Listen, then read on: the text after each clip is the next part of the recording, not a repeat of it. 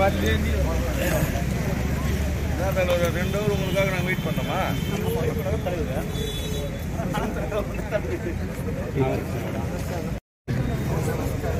వైఎస్ఆర్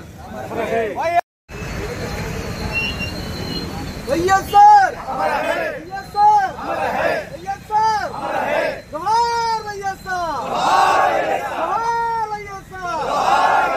వైఎస్ఆర్ జోహార్ వైఎస్ఆర్ జోహార్ వైఎస్ఆర్ జోహార్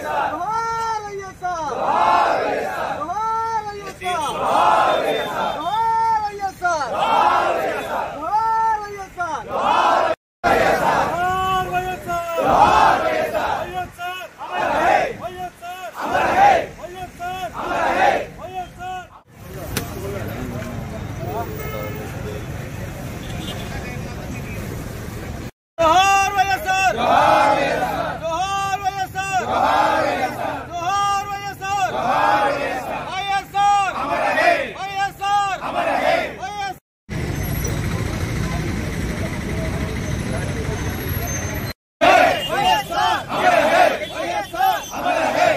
వైఎస్ఆర్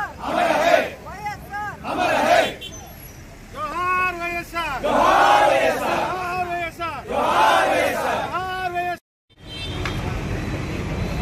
వైఎస్ఆర్ అంటే తెలుగు ప్రజల ఎమోషన్. తెలుగు ప్రజలకి వైఎస్ఆర్ అంటే అఫెక్షన్. సెప్టెంబర్ 2వ తేదీ 2009 ఈ దేశ చరిత్రలోనే ఒక పెద్ద రాజకీయ విషాదం. ప్రతిపక్షాలు సైతం కన్నీళ్లు పెట్టుకున్న యుగ పురుషుడు వైఎస్ఆర్ గారు మన నుంచి దూరంగా వెళ్ళిపోయారు. భౌతికంగా అయితే ఆయన దూరంగా వెళ్ళారేమో కానీ ఈనాటికి పేద ప్రజల గుండెల్లో గుడి కట్టుకొని ఉన్న గొప్ప యుగ పురుషుడనే చెప్పచ్చు. ఎందుకంటే ప్రతి గడపకి ప్రతి హృదయానికి తన పరిపాలనతో ఆయన దగ్గరయ్యారు. ఆయన చనిపోయిన రోజు ఎన్నో గుండెలు అలసిపోయేలాగా ఏడవటం, అలాగే ఆగిపోవటం మనం కళ్ళారా చూసాం.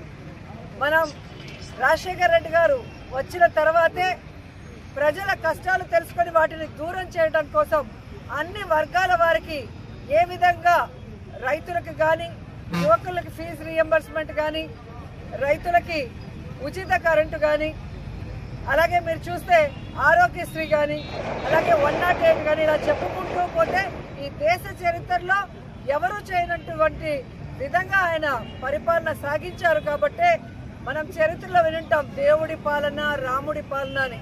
ఆ పాలనని రాజశేఖర రెడ్డి గారు పరిపాలించినప్పుడు అందరూ కళ్ళారా చూడటం జరిగింది. ఆయన లేని లోటు ఈరోజు ఆయన బిడ్డ అయిన పులివెందుల పులిబిడ్డ, రాజన్న ముద్దుబిడ్డ జగనన్న నేనున్నాను అంటూ వైఎస్ఆర్ గారి ఆశయాల కోసం ఎన్ని కష్టాలని, ఎన్ని అవమానాలను ఎదుర్కొని ఈ రాష్ట్ర ప్రజలకి మళ్ళీ రాజన్న పరిపాలన అందించారో మనం కళ్ళారా చూసాం. కానీ మొన్న ఎలక్షన్స్లో ఏం జరిగిందో ఈ రాష్ట్ర ప్రజలే ఇంకా కూడా తేరుకోలేని పరిస్థితిలో మరి తారుమారవటం రిజల్ట్స్ మనం చూసాం. కానీ ఈ రాష్ట్రంలో వైఎస్ఆర్ కాంగ్రెస్ పార్టీ ఉన్నంత వరకు, వైఎస్ఆర్ కాంగ్రెస్ పార్టీ నాయకులు, కార్యకర్తలు బొందిలో ప్రాణం ఉన్నంత వరకు వైఎస్ఆర్ అనే బ్రాండ్ కోసం మేము పనిచేస్తూనే ఉంటాం. మళ్ళీ రాజశేఖర రెడ్డి గారి ఆశయాల్ని నిలబెట్టుకునే విధంగా, జగనన్నని సీఎం చేసే విధంగా ఈ రాష్ట్రంలో ప్రజలకి మళ్ళీ మంచి చేస్తూ రాష్ట్రాన్ని అభివృద్ధి వైపుగా నడిపించే విధంగా ప్రతి వైఎస్ఆర్ కుటుంబ సభ్యుడు, కార్యకర్త, నాయకుడు పనిచేస్తాడని కూడా ఈ సందర్భంగా ప్రతిజ్ఞ చేస్తున్నాం.